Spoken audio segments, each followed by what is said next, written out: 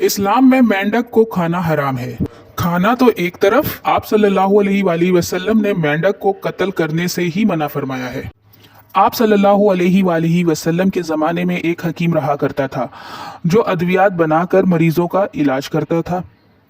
एक मर्तबा वो हकीम आप सल्लल्लाहु अलैहि वसल्लम की खिदमत अक़दस में पेश हुआ और अर्ज़ की, या रसूल अल्लाह, मैं एक दवाई की तैयारी में मेंढक का इस्तेमाल करना चाह रहा हूँ, आपकी क्या राय है?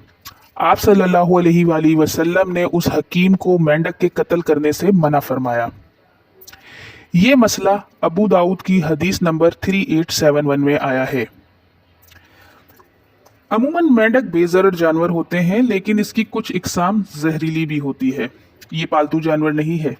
मेंढक खुश्की और पानी दोनों जगह पे रहता है, इसीलिए इसको खाना हराम है।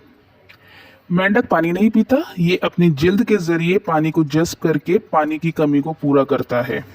साइंस की तारीख बताती है कि मेंढक तजुर्बाती जानवरों के तौर पर भी इस्तेमाल हुए हैं और होते आ रहे हैं।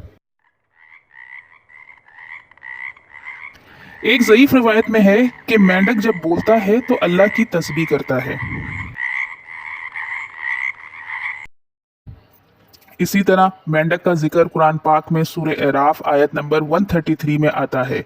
इस आयत के मुताबिक मेंढक को अजाब के तौर पर हज़रत मूसा अलैहिस्सलाम की कौम पे भेजा गया था।